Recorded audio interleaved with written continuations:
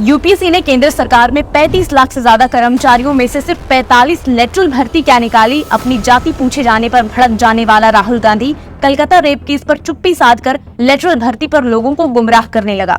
लेकिन जाति पर लोगों को बांटने वाला बालक बुद्धि शायद ये भूल गया कि ये मोदी की सरकार है जो सबकी सुनती है, विपक्ष का भी फीडबैक लेती है और दशकों से चली आ रही कांग्रेस की कुनीतियों का अंत करने का भी मादा रखती है। एक बार फिर मोदी सरकार ने इंडी की जाति वाली राजनीति के गुब्बारे फोड़कर इतिहास में पहली बार लेटरल एंट्री में रिजर्वेशन लागू करने की सिफारिश की है।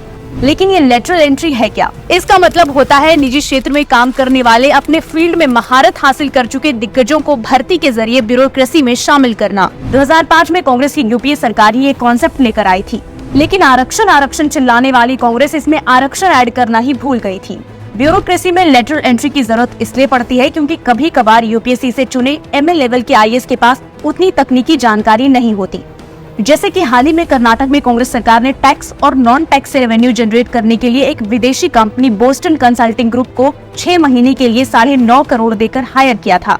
सोचिए अगर सरकार में पहले से ही अपने ही देश के एक्सपर्ट्स होते तो कर्नाटक सरकार करोड़ रुपए विदेशी कंपनी पर ना लुटाती।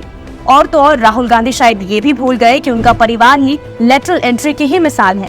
नेहरू कौन से देश के पहले चुने हुए प्रधानमंत्री थे, वो भी गांधी जी के ही लेटर पर देश के पहले प्रधानमंत्री बन पाए थे। नेहरू की 5वीं पास बहन विजय लक्ष्मी पंडित तो स्कूल भी नहीं गई, आईएएस एग्जाम निकालने की तो बहुत दूर की बात है। उन्हें लेटरल एंट्री से ही नेहरू ने 1955 से 1961 तक सोवियत संघ, यूएसए, यूके में भारत का राजदूत बनाए रखा।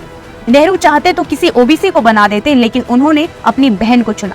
लेटरल एंट्री के सबसे बड़े उदाहरण है मनमोहन सिंह, जिन्हें 1976 में इंदिरा गांधी ने दिल्ली यूनिवर्सिटी में अर्थशास्त्र के टीचर से सीधे देश का फाइनेंस सेक्रेटरी बना दिया था। राजीव गांधी के समय सिविल सर्विसेज से बाहर से लाकर मोंटेक सिंह अहलुवालिया को वित्त सचिव बनाया गया। इतना ही नहीं, रघुराम राजन, सी रंगराजन और यूआईडी के हेड नंदन निलेकानी भी लेटरल एंट्री का जीता जागता उदाहरण है। राहुल गांधी ये बताएं कि इनमें से कौन ओबीसी, दलित और आदिवासी थे। कांग्रेस और अब के लेटरल एंट्री में फर्क ये है कि कांग्रेस बिना पिछड़ों के रिजर्वेशन सोचे पहले परिवार और करीबियों को टॉप पर बिठाती थी, लेकिन अब लेटरल एंट्री में मेरिट के साथ एससी, एसटी, ओबीसी के लिए भी सीट रिजर्व होंगे।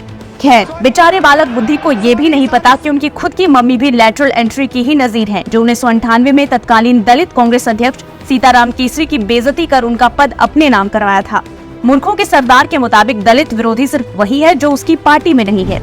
अगर राहुल गांधी वाकई दलितों का हितैषी है तो तेलंगाना में सरकार बनते ही एससी का 64% और एसटी का 9% बजट घटाकर अपने वोट बैंक का 36% बजट क्यों बढ़ाया? कांग्रेस का दलित प्रेम तब कहाँ था जब कर्नाटक में कांग्रेस नेता एससी एसटी के फंड से लैम्बोर्गिनी खरीदे।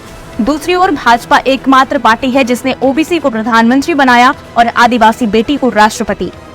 लेकिन आप एक बार सोच कर देखिए, दलितों का सबसे बड़ा हितकार बनने वाले कांग्रेसियों में राहुल गांधी के अलावा किसी दलित को विपक्ष का नेता बनाने की हिम्मत नहीं हुई।